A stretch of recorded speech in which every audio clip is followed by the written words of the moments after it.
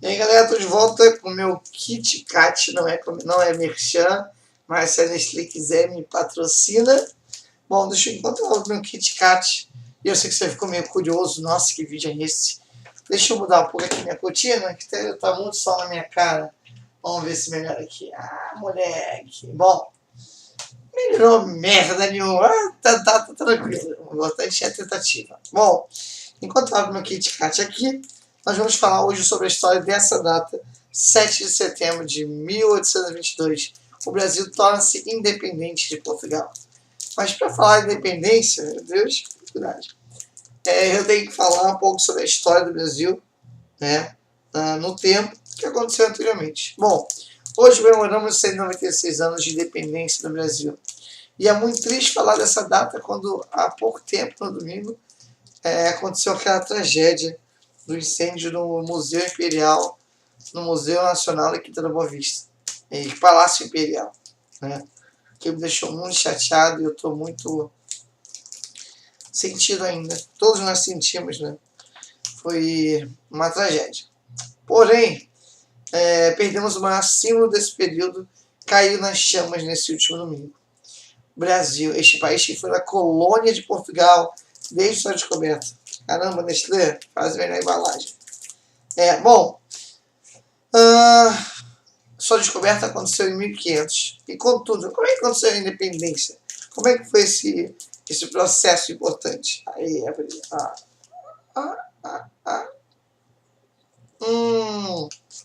Jesus, que delícia.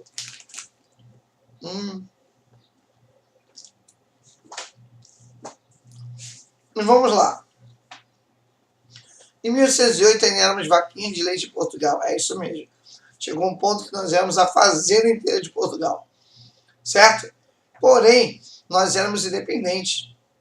De certa forma, tínhamos uma certa autonomia. E nós tínhamos um centro administrativo lá no Rio de Janeiro, capital, desde 1760, quando o Brasil tornou-se vice-reino do Brasil, no mesmo ano de 1760, e o Paço Imperial foi a sede do governo, e nós tínhamos também um vice-rei. Em 1808, o vice-rei era o Conde dos Arcos. Bom, daí...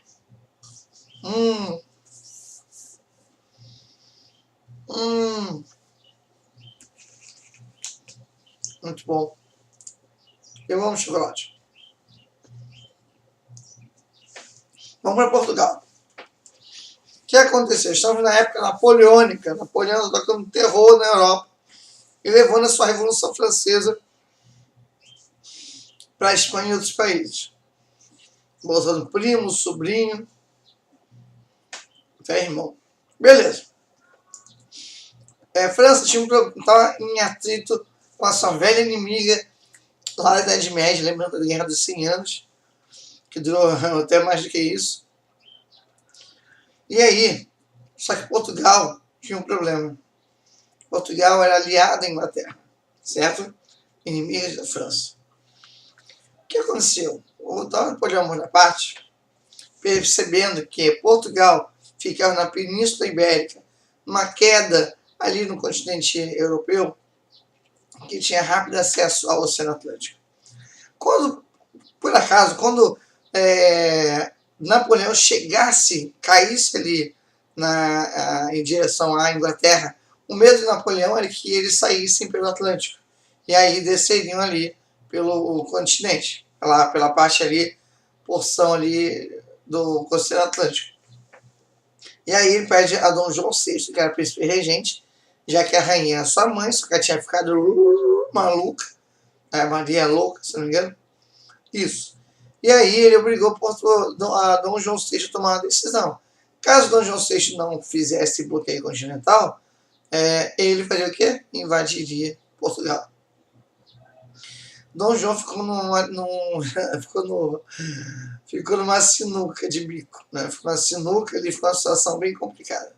Mas, óbvio, e graças a Deus aconteceu, porque as rodas da fortuna giram a nosso favor, ele decidiu apoiar a Inglaterra. E aí, nisso havia uma estratégia muito antiga em Portugal, que caso houvesse uma invasão a Portugal, a velha metrópole, né, haveria uma chamada interiorização da metrópole. A metrópole sairia de Lisboa e iria para o Rio de Janeiro, para o interior dos trópicos. Beleza. E aí a Inglaterra, o que ela faz? Como Portugal fez isso, a Inglaterra faz a escolta de Portugal até o Brasil. Então, o que aconteceu? Napoleão mesmo invadiu Portugal e tacou o terror. Bem típico disso, né? de Napoleão. Tanto que Napoleão foi preso 2 vezes na Ilha Elba, né? Ele conseguiu fugir a primeira vez, né? E o cara realmente era nervosinho, baixinho, crinqueiro. Não é isso? Bom, e aí, pessoal, a corte chegou no Rio de Janeiro, no dia 7 de março de 1808. A capital, que era o Rio de Janeiro, só cabia ali a capital, para tu ver como faz muito tempo. Hoje o Rio tem quase 8 milhões de habitantes, né? Você não passou disso. Na época, a capital, o Rio de Janeiro, só tinha 60 mil habitantes. Então a corte representava 25% da população da cidade. Haviam 15 mil pessoas vindo. Cara, 15 mil pessoas numa cidade que tinha só 60 mil.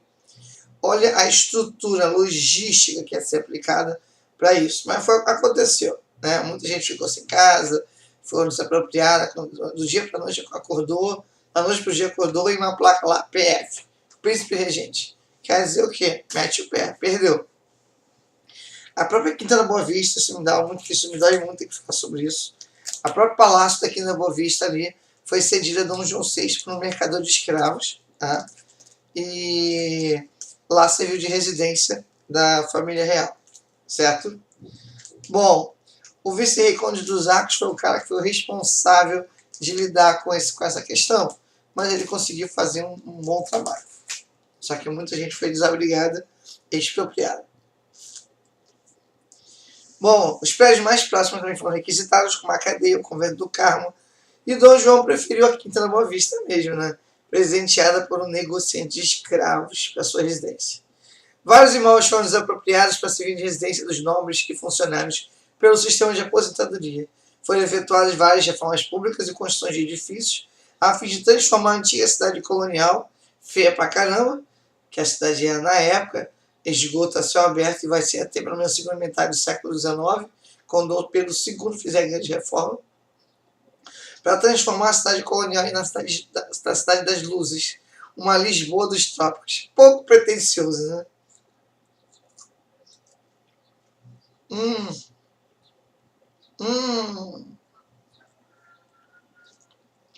Kit Kat, meu Deus, é muito bom.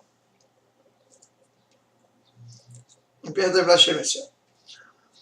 E aí, pessoal, no mesmo ano da chegada da corte, foram criadas várias instituições para que fosse remontada a mesma administração que eles tinham na metrópole portuguesa de Lisboa, que agora se localizava no Rio de Janeiro. Em 1815, o Brasil é elevado ao nível de Reino Unido, de Portugal, Brasil e Algarves. Tá? E foi mesmo ano da restauração monárquica na Europa, quando caiu o antigo regime e surgiram as monarquias constitucionais. Não é isso?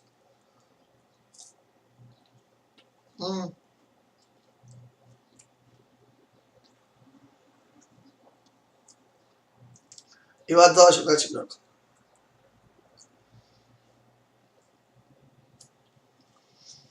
Hum.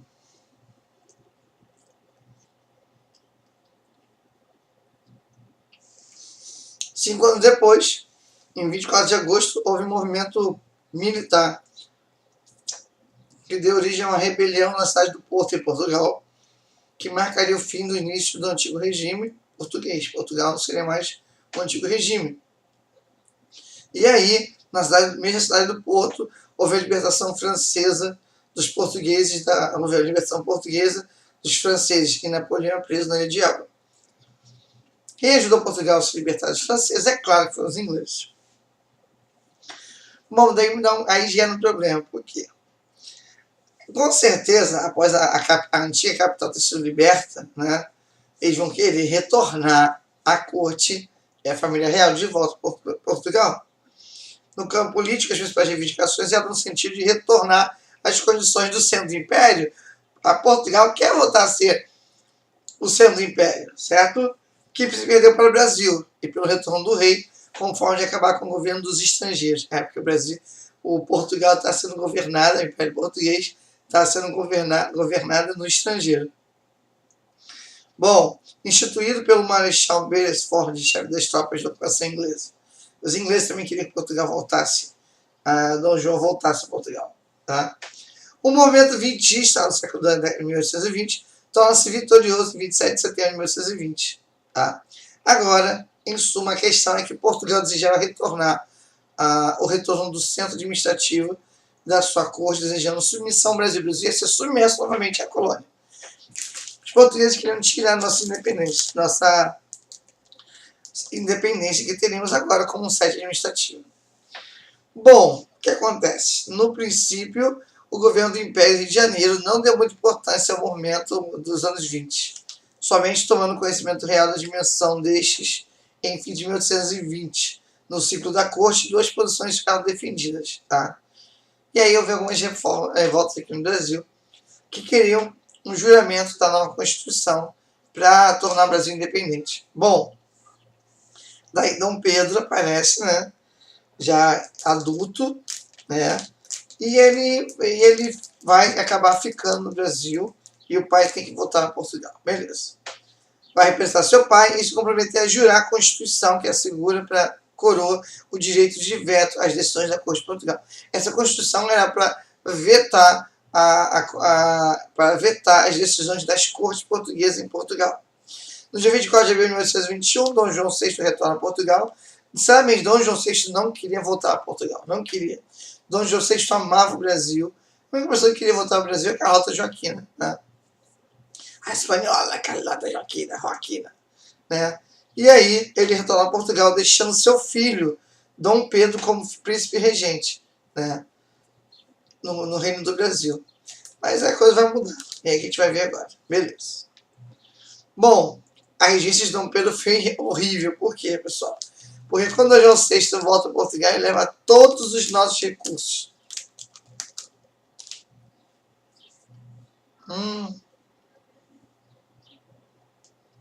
Muito bom. Ele esvazia o tesouro do tesouro brasileiro e também pela fundação das juntas governativas nas províncias leais das costas de Portugal. Beleza? Na prática, a influência de Dom Pedro como regente se limitava ao Rio de Janeiro. O resto das províncias estavam defecanando para o Dom Pedro, estavam fiéis à corte portuguesa. Beleza? E as instituições ali situadas. O objetivo das cortes era integrar o Brasil no Império Português, retirando a classificação de reino. Olha só, cara. Ou seja, nós já perderíamos o título de Reino Unido e deixaríamos de ser vice-reino. Voltaríamos de ser a velha e antiga vaquinha de Portugal.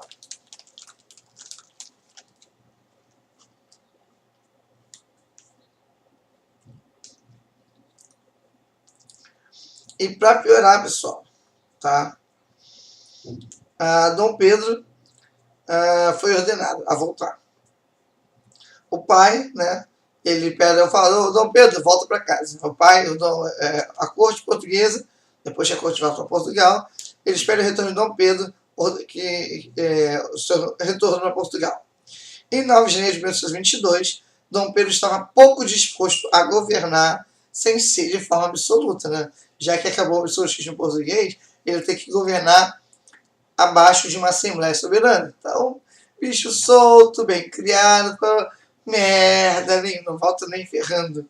Foi muito imaginando aí como é que ele teria falado.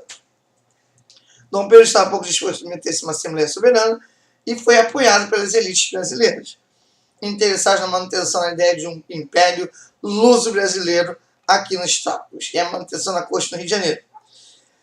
E ele declarou que não regressaria a Portugal, cara.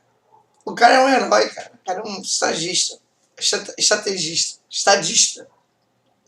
Nesse dia, ele tomou uma decisão que mudaria tudo, quando ele disse a célebre frase, eu vou ler para você, no dia 9 de janeiro de 22, no chamado Dia do Fico. Se é para o bem do povo, se é para o bem de todos e felicidade geral da nação, eu estou pronto. Diga ao povo que fico. Estava aí fincado as bases do processo de independência. Bom, Dom Pedro com toda essa malandragem que ele tinha, essa estratégia que ele tinha, ele estava sozinho? Não. Por trás dele tinha alguém muito mais cabeça do que ele.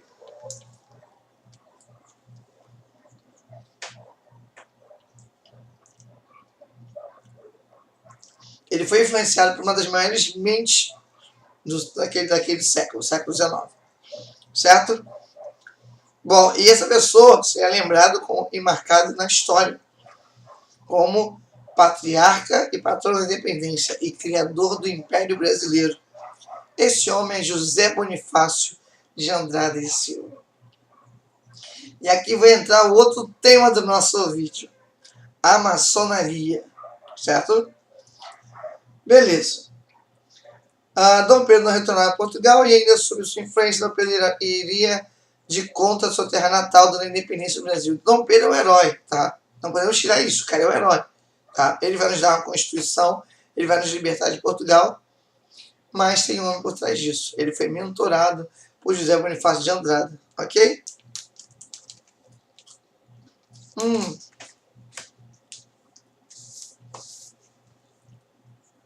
Kit Kat é muito bom. Mas quem é esse homem? Quem é José Bonifácio? O maior estadista das Américas, tá? Como ele deve ser visto, e muitos o viram como assim. Bom, José Bonifácio de Andrade e Silva nasceu no dia 13 de junho de 1763, na cidade praiana de Santos, em São Paulo. Tá? Ele nasceu luso-brasileiro, porque, como já falei em sala de aula, na época ninguém se via como brasileiro, todo mundo era português do Brasil ou português de Portugal. Ele se formou na Universidade de Coimbra, onde lecionou, e lá ele conheceu a antiga ordem da fraternidade de irmãos, né, a ordem da franco-maçonaria, certo? E foi lá que ele foi, né, iniciado membro da maçonaria. José Bonifácio chegaria até mesmo a ser grão-mestre maçom e ele próprio teria iniciado o próprio Dom Pedro. É aqui que nós vamos botar o dedo e a gente vai falar. Bom, entre junho e agosto de 1922, por meio de 2 decretos, Dom Pedro convocava uma Assembleia Geral e Constituinte Legislativa, dia 3 de junho, em oposição às cortes em Portugal, empregando o termo independência nessa convocação. E vai declarar inimigas as tropas enviadas de Portugal ao Brasil, sem seu conhecimento. Isso no dia 1º de agosto. Na prática, a independência já estava decretada. Na prática, o Brasil já era independente. Tá? E detalhe, tinha uma pessoa que participou desse processo, a dona Carolina Josefa Leopoldina, a nossa imperatriz do Brasil, de origem austríaca, a mulher que amava o Brasil e os brasileiros, uma mulher incrível. Pena que não foi amada, não teve o amor dela pelo seu esposo não foi respondido, né? Beleza. E aí, o Brasil então vai ser independente por um ato simbólico, tá? Agora pergunto a vocês, e o 7 de setembro, independência ou morte? Aconteceu de verdade às margens do Rio Ipiranga? Não. Vou dizer a vocês onde aconteceu o ato de independência. Beleza. O famoso ato de independência jamais ocorreu. Independência ou morte? Isso nunca aconteceu, tá? Bom, foi um símbolo criado, isso mesmo, um símbolo criado. Adivinha só em que lugar aconteceu a independência?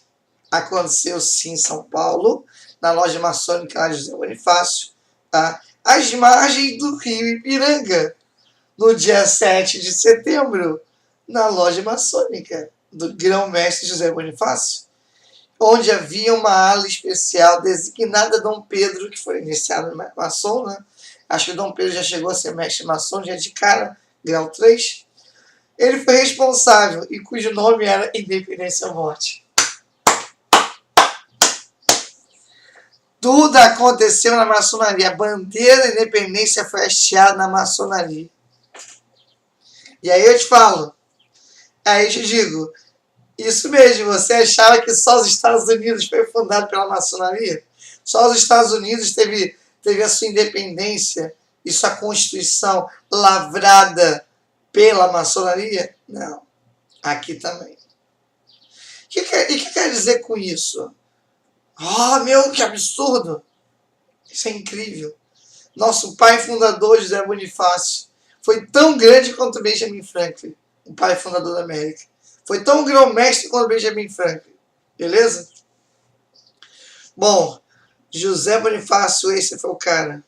A ordem maçônica foi a grande responsável. Então, olha só, e a maçonaria? O que a maçonaria é isso? A maçonaria não é seita?